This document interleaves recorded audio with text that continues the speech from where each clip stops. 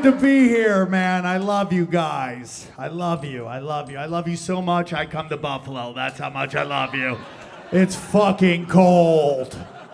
What are you guys, White Walkers? What is this? I mean, I think Buffalo's behind the wall, beyond the wall. You know you don't have to live here, right? You could go live somewhere where still the sun shines. Somebody in Buffalo decided it would be a good idea to put the Uber area at the airport about a block away from the airport. I walked outside literally, and I'm not lying to you, 30 seconds, I could not feel my fingertips. I'm like, how many steps do I have to take before I decide which limb I'm gonna eat to survive? Dude, and there's some hot ladies here in Buffalo, which is very surprising, I gotta be honest with you. It's so fucking weird that you're smoke shows, right? Because I thought you guys would be weird farmer bitches, right? Just women who could work the land and hunt with their hands. Fight off grizzly bears, man. That's Buffalo bitches right there, dog. Buffalo's great. I was born in Niagara Falls. Yeah, dude, it's pretty cool going over there and just seeing what used to be Niagara Falls. Now it looks like every movie about zombies, right? I'm just driving around, I was like, where are the people?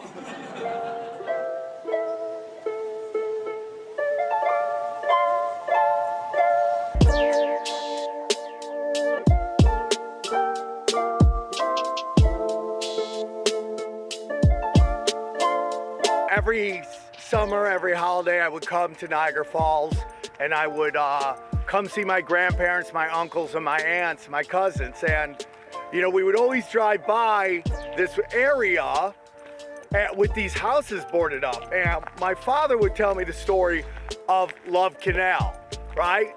And the Love Canal was basically, and the reason I wanted to do this whole thing is like how important it is to understanding what's going on in the world, how, applying to COVID, okay?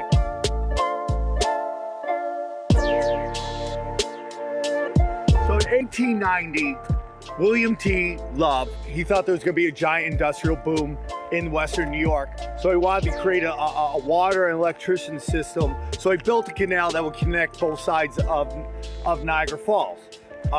All this money came in because everybody thought this area was going to be huge for commerce and industry, and all these investors came in. But then the panic of 1893 and 1907 happened, and all these investors pulled their money out. After a few years, he was forced to shut it down. 1940s, 1950s, Hooker Chemicals was looking for a place to dump their chemicals from their plant. And Hooker Chemicals is a giant plant in Niagara Falls, and every time I would drive by, I would smell. I go, dude, this smell is weird. I had a lot of family members who worked there for a very long time, so they were looking for a place to dump their chemicals. So they took over the canal and they dumped all the chemicals on it and covered it up by putting dirt over it.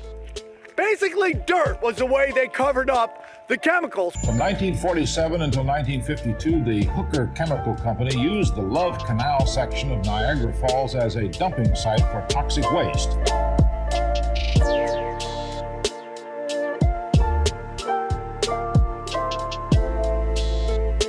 Well, the city was gonna eminent domain it, so what Hooker Chemicals decided to do was they sold the land, okay? They sold the land to the Board of Education in Niagara Falls for guess how much? Take a guess.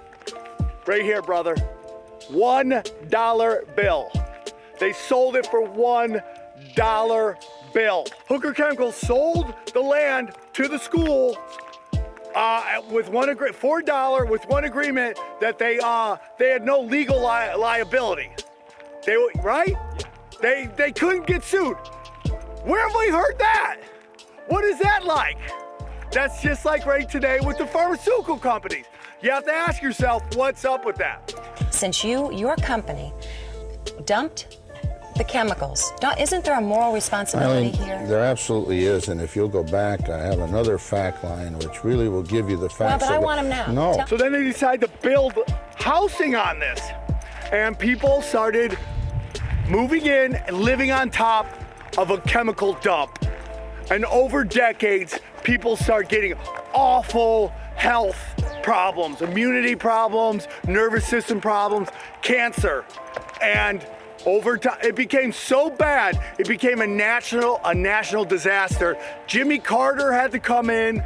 They were burning like effigies to Jimmy Carter and his wife above it. And just a lot of people died, man. A lot of people died, and it didn't need to happen because a chemical company didn't want anybody to know what they were doing. They were trying to save money.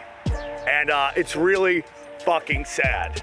It's super sad. So this is my whole point of this thing, is that you should never trust corporations to tell you the truth or have your best health interests in mind.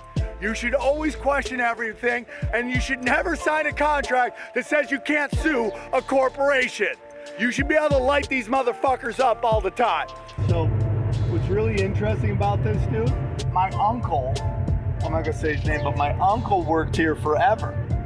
And he was basically here as a skeleton gang crew to keep the factory, the plant open. Because as soon as they closed it, they were gonna do like environmental analysis of what was going on, and they didn't want that to happen. So they literally kept a small crew going so they didn't have to do this kind of thing because they know something's coming. And now that they closed this plant, look, that bar is closed, all these bars are closed. Just crazy, dude. Right, went to Love Canal. Anyone been to Love Canal lately? There's still people living by Love Canal. Where did you get this house on? Groupon, man? How cheap does a house have to be? Like, maybe there's still radio activity, but it's only $10 down, bro. Just looking around for three-eyed kids, bro. Nope, nobody's with me on that one. You guys got real quiet on that. It's good to be here, dude. I really love it. Was that my favorite spot? Every time I come to Buffalo, I hang out at one place, the Holiday Inn Express.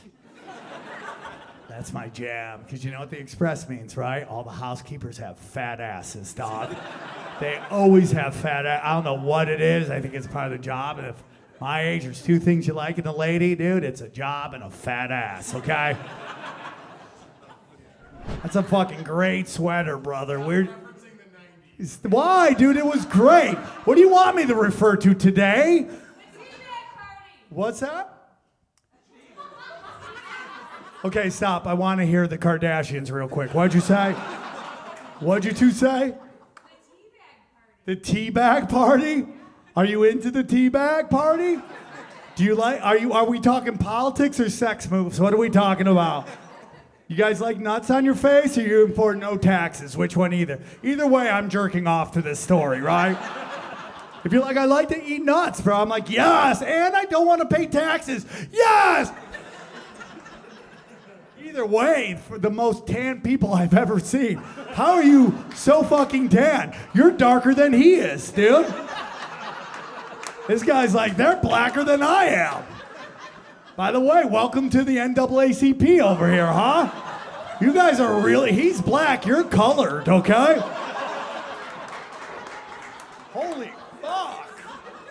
You guys are great. Right? How many fucking Buffalo Bills guys have you three tried to fuck?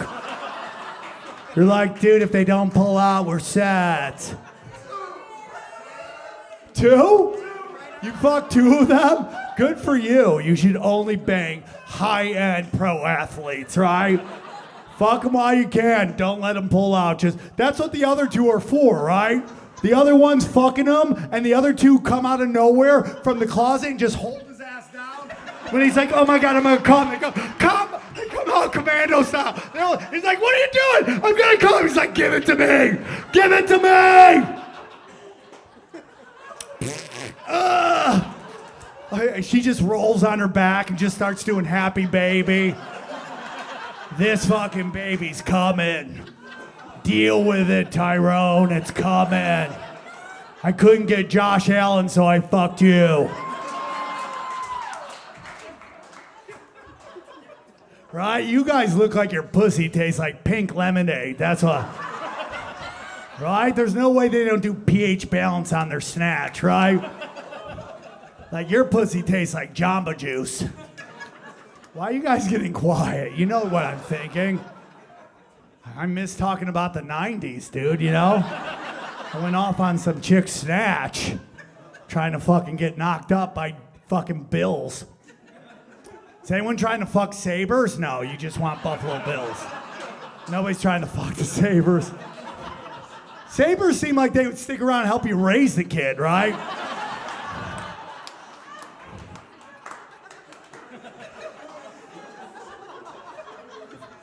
Thank you for laughing. I tell them I'm doing comedy right now.